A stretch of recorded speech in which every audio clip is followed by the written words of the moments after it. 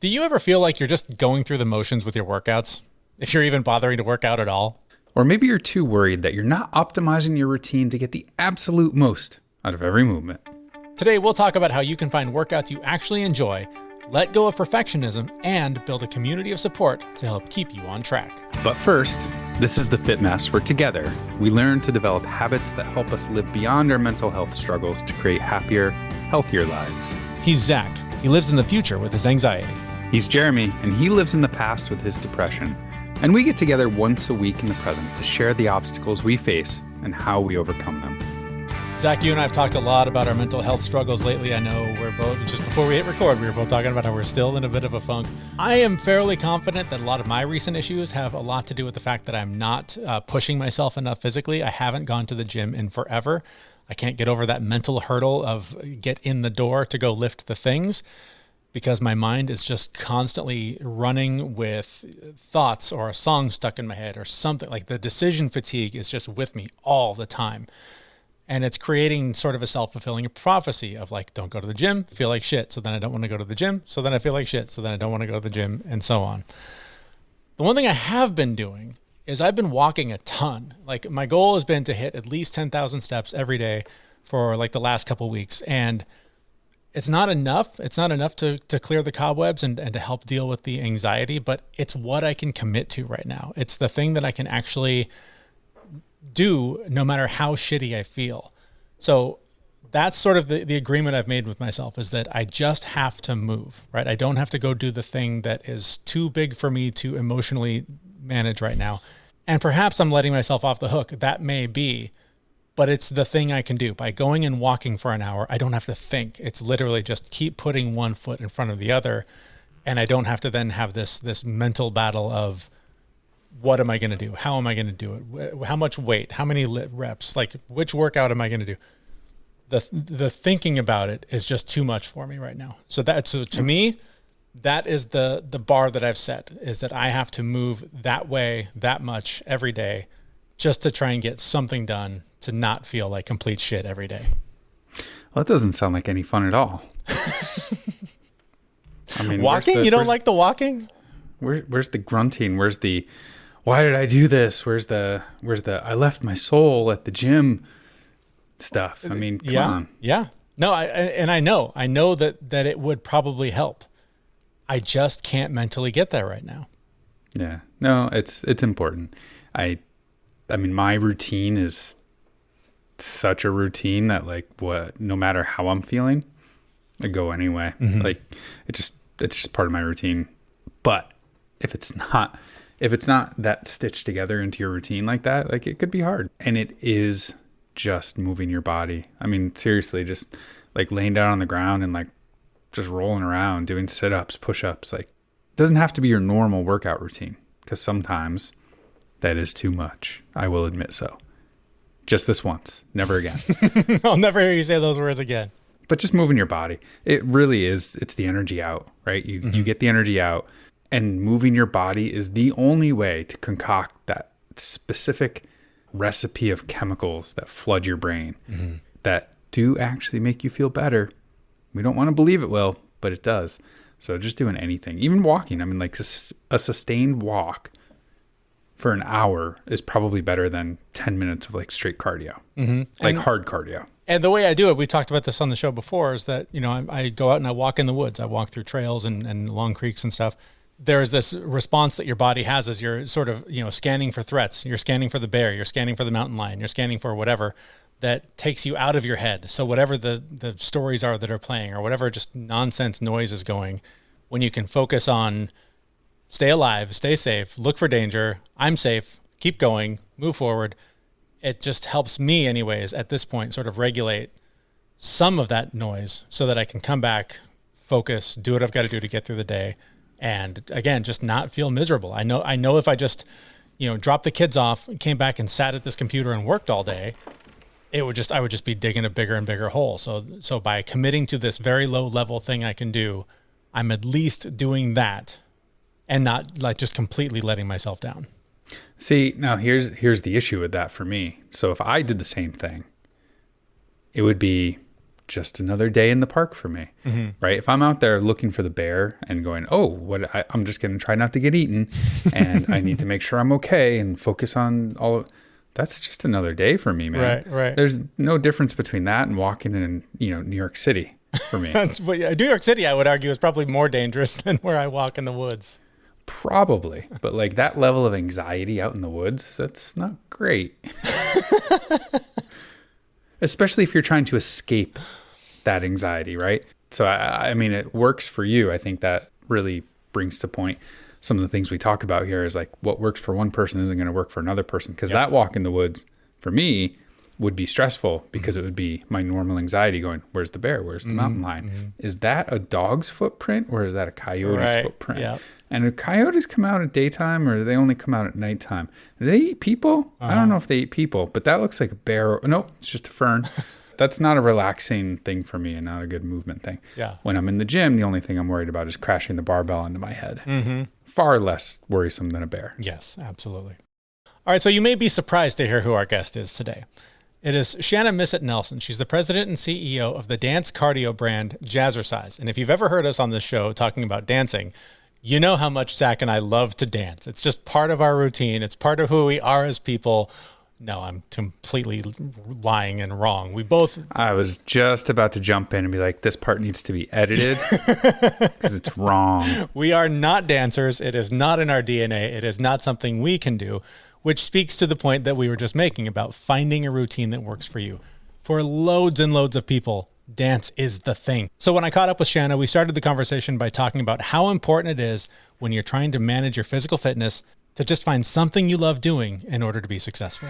I always tell people in my own classes and often when I do interviews is I really feel like when people attempt to do something that they don't love, it's like they set themselves up for failure. It's hard to start something new, generally, anything like you feel intimidated, you feel less than, you're not going to be good at it. But to start something new and then not actually enjoy what you're doing, I think is just the double whammy. And so I think finding something that you love to do is just, it takes the hardness of having to get out the door and go do it away, right? It's like if I like shopping, so it's easy for me to get myself out the door to go shopping. So, loving your workout it's the same principle. And I'm often really sad for people when they're like, oh, I'm trying to do yoga or I'm trying to do this or trying to do Pilates or whatever they're trying, whether it's the latest trend or something that they feel they need to do instead of really doing what they love, because I just feel like you're so much more successful. Do you think there's anything to the idea that there's too much pressure for us to optimize that time? I mean, I know for me, there's so many things that I follow where it's like, if you're not doing this, then you're wasting your time, in the gym, or you're wasting your time on your run. I'm trying to just live with something's better than nothing, right? Like if you can go for that run, take a walk, whatever it is to just get your body moving. But is there too much pressure for us to like get it right and to get it perfect? Oh, I think 100%. And I think, now, especially, there's a huge, I think, shift in the fitness industry, especially towards wellness, which I'm all for. But it's like now I feel like I need to do all of it, right? I need to meditate. I need to do yoga. I need to strength train. I need to do my cardio, not too much cardio, all of those things. And I've always subscribed to the belief of like anything is better than nothing. And again, doing something that you love and you're going to be consistent with rather than trying to do yoga and really not enjoying it. And then you're not going to do it and you're going to not be doing something and feel bad that you're not doing it. So it's like, I really do feel like you can get so caught up in that. And honestly, it's just moving your body that's important in any kind of way. And it is a walk enough? Is yoga enough? Is there such thing as enough? I think it's just different for every person. For myself, I really like to work out a lot. I like to work out intensely. I like strength training. I love dance cardio. Of course, being in Jazzercise.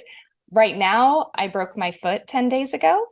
So doing Jazzercise, or was it something completely unrelated? No, I was walking to get some ice cream, if I'm going to be totally transparent. That's amazing. I love that. I was walking, my youngest daughter, I have two daughters that are dancers, and it was my youngest daughter. We finished her dance competition for the day. I was like, let's go get some ice cream. And rolled out of my shoe and then kind of off the sidewalk a little bit. And I knew something was terribly wrong immediately. Yikes. So right now I'm having to like reimagine my workout, right? So I go to Jazzercise, I sit in a chair and I do what I can and I do all the strength training. So what I can do now is that, right? That's all. And it's a struggle for me, I will tell you, like mentally, because I like to work out a lot. So I think it really just depends on you. And of course, health wise, like if you're having high blood pressure or you're pre-diabetic or all those things, then maybe there's choices that you need to make that maybe aren't exactly the ones that you want to, but for your overall health, you need to. So I think, and everybody's level of fitness, what they want is different. So I'm all for you if you want to work out, super hard all the time and it works for you. And I'm also all for it if walking is your jam and that's what makes you feel good and happy, That's awesome. We should talk about Jazzercise, obviously, just in case there's somebody who doesn't know what it is. Give us the brief overview of what Jazzercise is. Yeah. So Jazzercise is actually the original group fitness dance cardio class. It was started by my mother, Judy Shepard Missett, 54 years ago. She didn't mean to start a business. She was a professional dancer. Noticing that a lot of people in her classes were transient. They were coming in and they were coming out. Now she was teaching technical dance training like that you would get to go on to be professional. And she noticed these women coming into her classes. Now, granted, this is the late 60s, so there are no classes. There's no fitness industry. There's nothing. And she's just like, it was bothering her that people weren't staying. And she said, I heard them say things like, I have a class reunion, I have a wedding, my son's graduating, like events that these women wanted to get in shape. So they didn't necessarily, and again, this is back in the late 60s, they didn't necessarily want to get fit. They just wanted to look different. So they wanted the dancer's body, but they didn't want to become a professional dancer. So she just had this idea and she took them downstairs at the studio where she was teaching and said to the director, can I try something? So she turned them away from the mirrors, based it in jazz dance, hence the Jazzercise. And instead of giving corrections, she actually encouraged them. It's a crazy notion. Yeah. And so through the encouragement and the fun of movement, like people love to dance, even people who aren't professional dancers. The first class had like 15, she had 30, then she had 60. And she was like, I'm on to something. My family moved from Chicago. It's where my parents went to college, and moved to Southern California in the early 70s.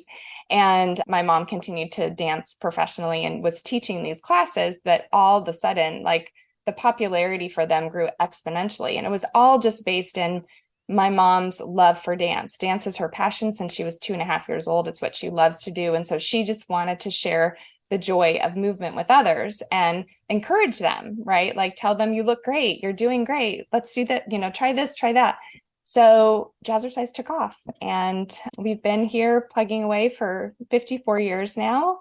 And it just became this amazing community of women and men all around the world. So it's a dance fitness program. We're based in dance cardio. We do strength training, HIIT training. We have all different kinds of classes. The program has evolved over the years, of course, because it'd be hard to still be here if we hadn't evolved.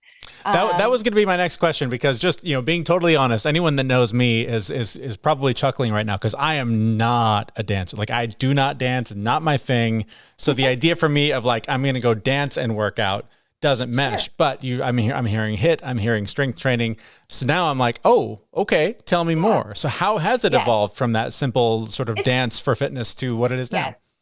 We're still definitely dance-based in everything we do. And even our strength training has a dancer's flair to it. It still follows how we do our dance choreography, and that we dance to the verse and the chorus of the song. Like, it's choreographed strength training is what I would say. And, dance isn't for everyone, that's for sure. Right. There are things that I don't want to do for a workout as well. Sure. But if you love dance in any way, Jazzercise would definitely be your jam, because we do that in our strength training, in our HIIT classes. So if you love it, it's nice because it keeps it fun. So you keep coming back to it. Yeah, totally.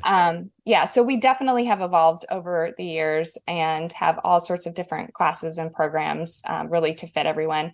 I think what has been honestly our secret sauce to being in the industry for this long, because the fitness industry is very trendy. Things tend to come and go, if you haven't noticed, come and go really quickly. But I think what for us has been kind of our secret sauce is it always has been about having a good time and enjoying yourself and in a positive environment.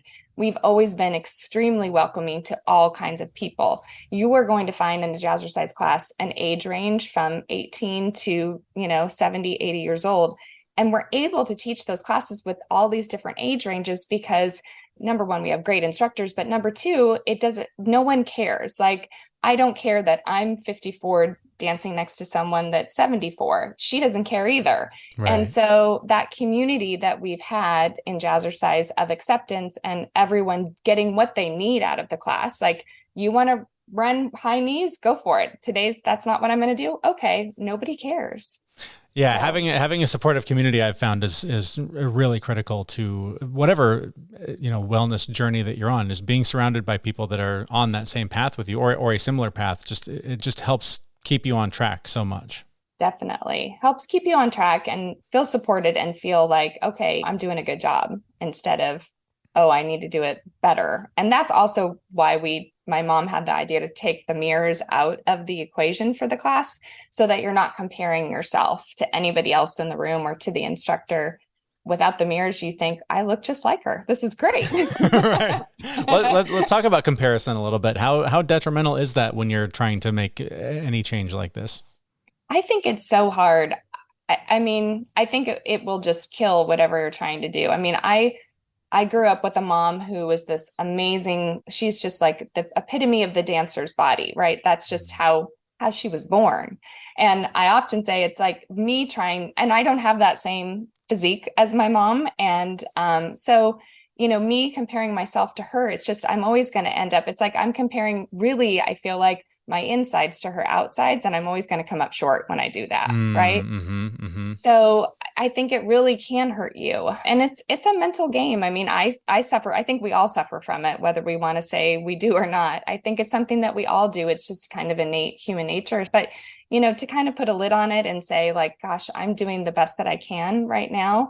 And what they're doing is what they're doing. It's kind of turning it back and focusing on yourself. Yeah. Sort of comparing yourself today to the version of you yesterday. Right. Yeah. Yeah, exactly. Zach and I talk a lot about how going to the gym or whatever fitness routine we're in the middle of, how that's really like the foundation of our mental health. All the physical benefits are amazing. They're wonderful. They're terrific. But when it stops happening, we feel it in our head, right? We feel just the voices, the emotions, all the stuff that sort of gets stirred up. So talk to me about the importance of maybe not even exercise.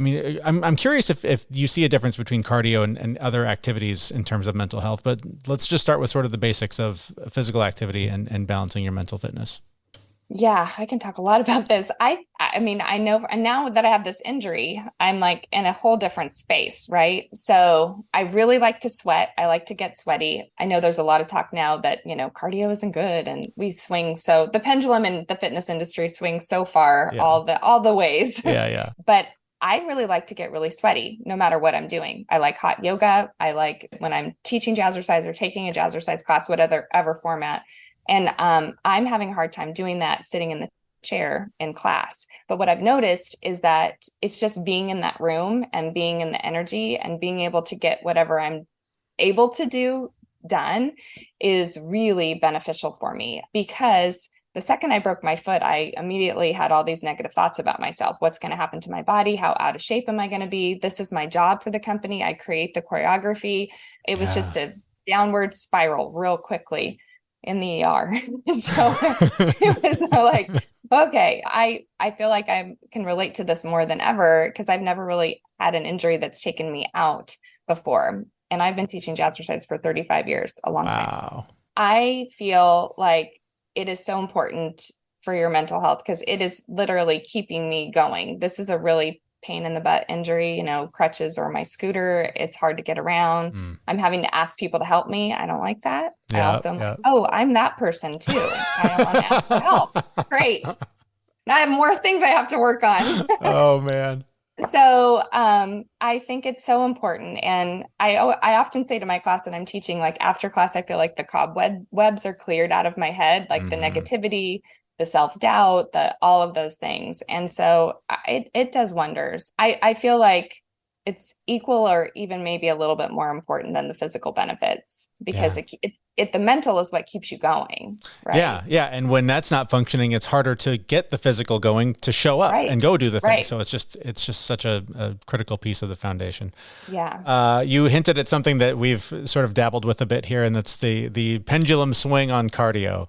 I'm for one, I'm in favor of this anti-cardio movement, only just because I hate it myself and I don't want to do it. So cool, I don't have to do it. Awesome, right? Perfect. Clearly, that's not true. But give me your take on sort of the latest trends, that one in particular. But what should people be aware of in terms of myths and facts that are out there about these kinds of things? I think one of the benefits for our business, for Jazzercise in particular, is like we have seen all of the trends come and go. It's kind of like, 54 years, we've seen it. We were criticized for being high impact at the beginning, and then we were criticized because we didn't have enough impact. And then we were criticized. I mean, like every criticism has come and then it's the opposite. So I would say it's important for your lungs and your cardiovascular system to be healthy. So I do think some cardio is definitely beneficial to your overall respiratory health and your heart and lungs and everything. But there's all kinds of ways you can get that without necessarily running or Stairmaster or whatever it is. I know you don't want to dance. That would be like your nightmare, cardio dancing. Right. But it's important. I think strength training is having a moment because finally people are really understanding and seeing the benefits of it, and not only in your strength and your endurance. Also, it really can help to shape what your body looks like. But I think they're both so important. I don't think that you can say one isn't and is more or less, right? It's like you really need both, a balance. It's funny how whenever there are, whatever side the pendulum tends to be on in anything, it always ends up somewhere in the middle is where reality lies. So that's interesting. Yes, for sure. What role does nutrition play in all of this?